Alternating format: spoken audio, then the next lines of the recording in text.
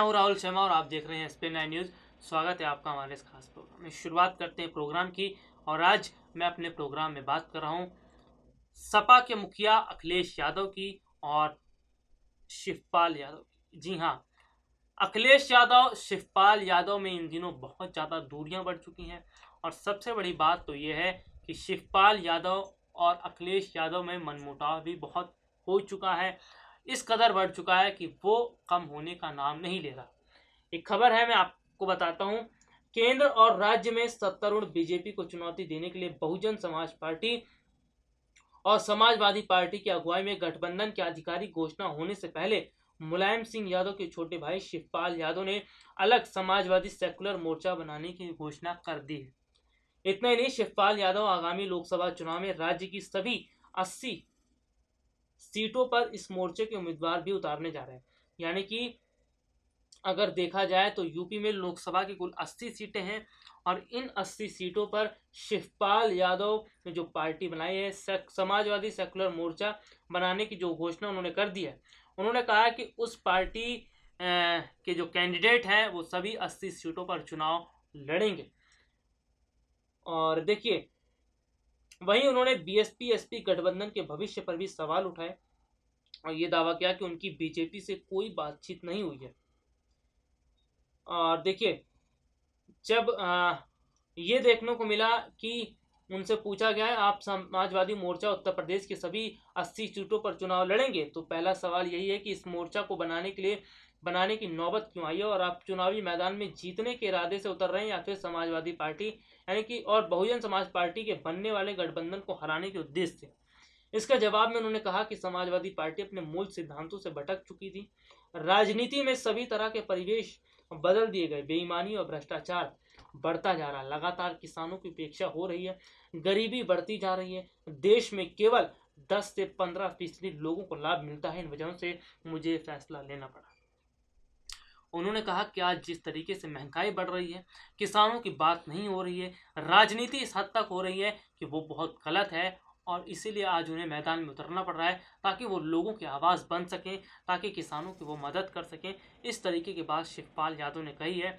और सबसे बड़ी बात तो ये कि जिस तरीके से ये देखने को मिल रहा है कि अलग से पार्टी बनाकर वो चुनाव में उतर रहे हैं, अगर इस चुनाव में यानी कि अगर जो यूपी की 80 सीटें हैं उन पर अगर सेकुलर समाजवादी पार्टी यानी कि शिवपाल यादव को जो पार्टी की उन्होंने घोषणा की उनकी पार्टी को फायदा होता है, तो ये कहीं ना कहीं पता चलेगा कि वाकई में शिवपाल यादव ने जो निर्णय लिया वो सही था।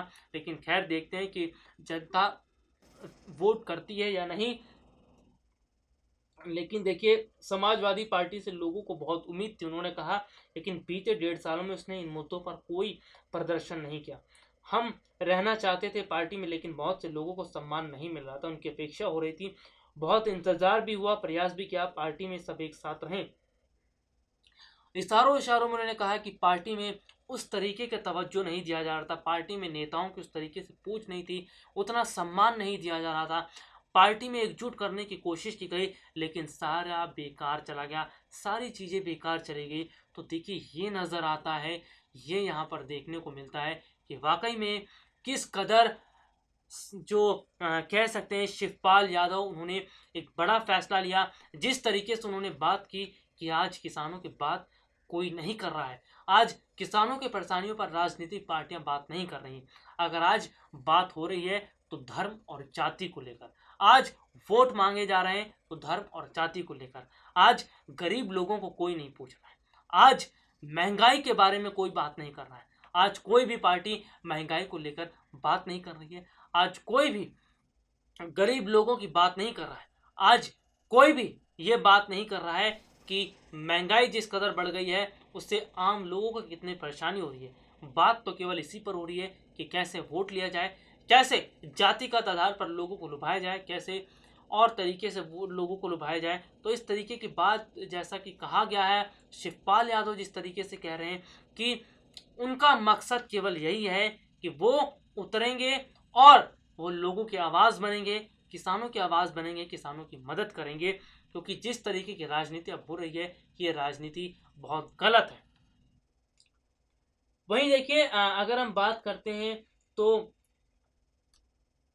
उन्होंने ये भी कहा गांधीवादी लोग हैं, लोहियावादी लोग हैं, चरण सिंहवादी लोग हैं, उन सब से बात करके उन्हें एकजुट करके मजबूत संगठन बनाकर हम चुनाव मैदान में उतरेंगे।